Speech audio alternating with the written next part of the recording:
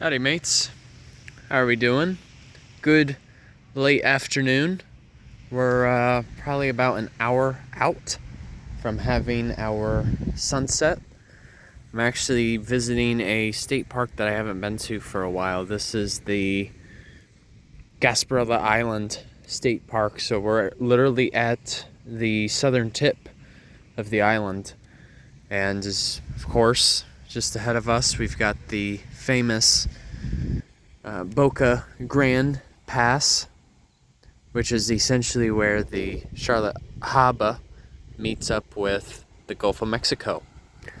Now, the thing is, that particular section of water is not advisable to swim in because there's a lot of ebb and flow tide, so there's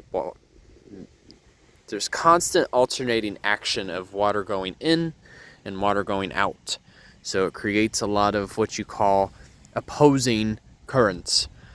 Now, typically the discharge here is very high. I mean, even boats who are going against the current have a hard time. So I can only imagine what it would be like for a kayaker. It would most likely be nearly impossible. Now, for another, the land patch that you do see across, let's see if I can zoom in.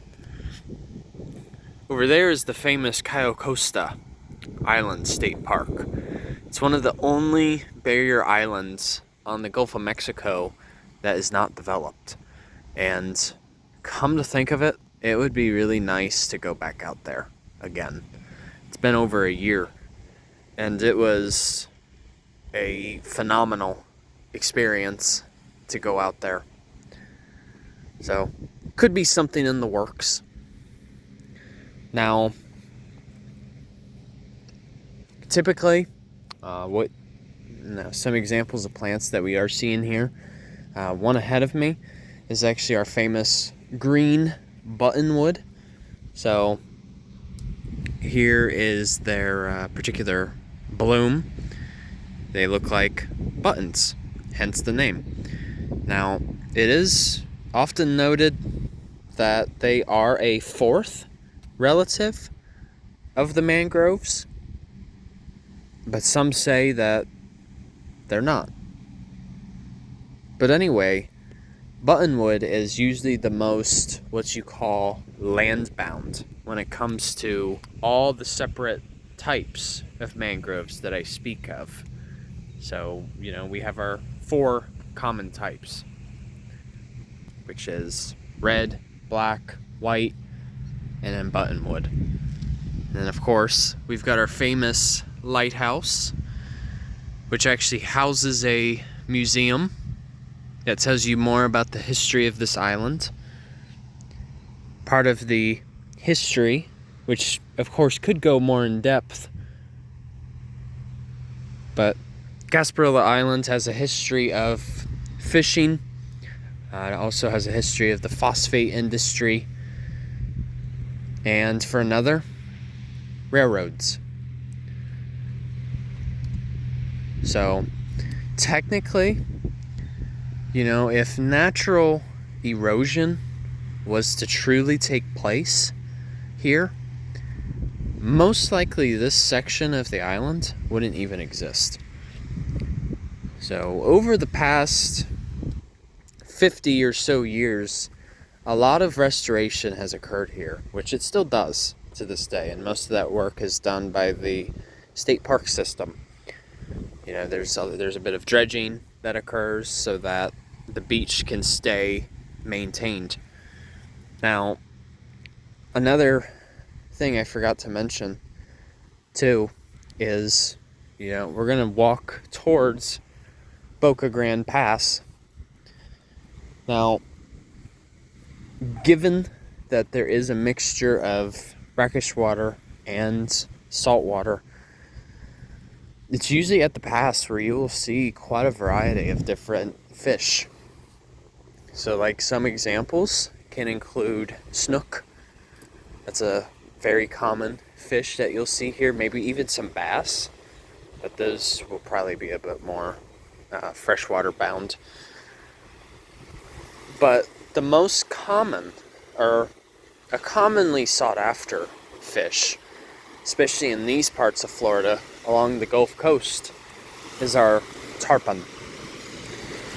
Now, tarpon they can actually grow quite lengthy. I believe the females can actually grow further in length than the males. I'll be sure to clarify. But point is, it's usually during the months of March through July when tarpon are most active, because I believe that's when they also do the most breeding too. And tarpon, they're also known as the silver king because their scales that you'll see on their body, it all looks like sterling silver. Now, granted, I've never tried tarpon. I have apparently read that it's really not the best fish to eat. It's more of just like a catch and release type of fish. But they're actually quite unique in terms of how they do their breeding. So as opposed to going to brackish water, to spawn, they actually instead go out to the ocean to spawn instead. So they actually follow an opposite pattern. But here, tarpon fishing is very popular because of the pass. Because this is, of course, where the tarpon will travel to get out into the salt water. But I remember a long time ago when I was swimming here, there's a point in the sand where it actually just completely drops off. And me, being only 15 or 16, I of course went a bit further out, and I was actually caught in some of it. Fortunately, though, I did manage to get back in time, because that could have been interesting.